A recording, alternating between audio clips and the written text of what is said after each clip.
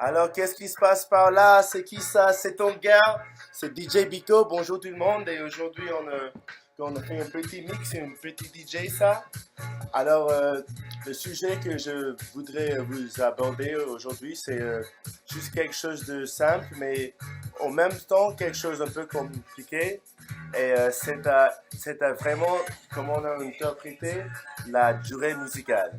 Et quand je parle de cela, c'est-à-dire que je parle du tempo du chanson, et spécifiquement dans ce cas-là, que je parle le premier kick de bass. Alors, un 2 3 4 1, 2 3 4.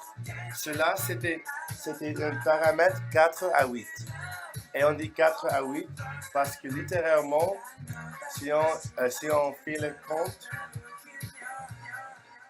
ça commence d'ici 1, 2, 3, 4. Et cela, c'est seulement un trou.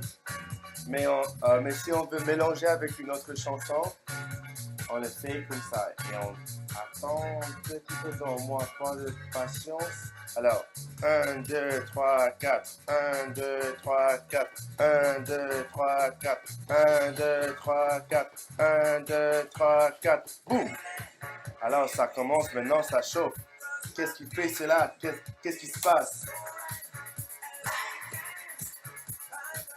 Oh! 1, 2, 3, 4. Et pardon, mais cela, c'est tout le temps que j'ai, mais que je voudrais vous montrer cela parce que même je crois que ça aide avec les habiletés de danser, mais merci.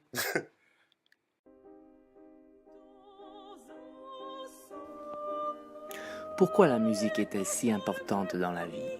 Si vous écoutez, presque à n'importe quel moment, vous entendrez des sons de la nature, des sons des êtres humains, d'autres choses qui sont toujours présentes.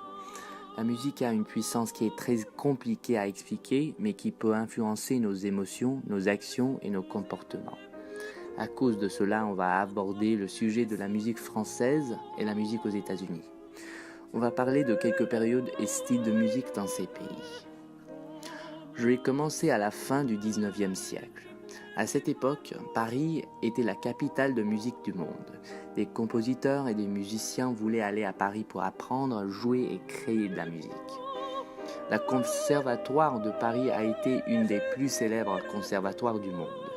Tandis que la France était la capitale de musique classique et moderne, la musique jazz était très bien partie aux États-Unis, particulièrement à la Nouvelle-Orléans. C'est intéressant de voir les différences de style de ces deux genres. Le premier extrait que j'ai joué était un morceau classique de Fauré qui s'appelle « Après un rêve ». Et le deuxième extrait était une chanson de Big Band Swing de Glenn Miller qui s'appelle « In the Mood ». Tandis que la musique classique était considérée comme un genre pour l'aristocratie et les gens éduqués, la musique jazz se manifestait des gens de base. La culture qui entoure chaque genre était différente à cause de l'origine du style. Maintenant, Michel va continuer chronologiquement. Merci. La musique folk de la France est très diverse aux régions différentes.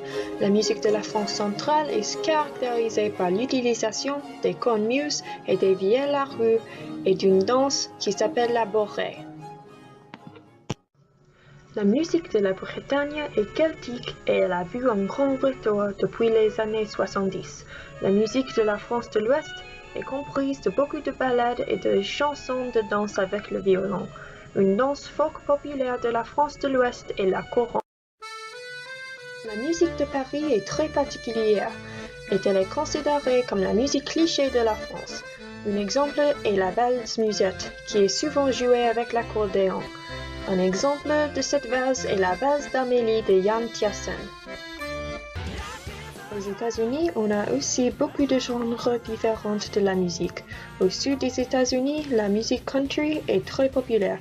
Parmi les jeunes, la musique hip-hop et rock moderne est souvent jouée.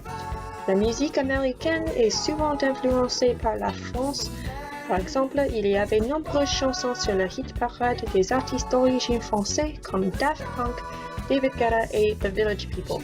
Cette musique moderne est populaire autour du monde, particulièrement avec les jeunes américains et les jeunes français. And I'm sure you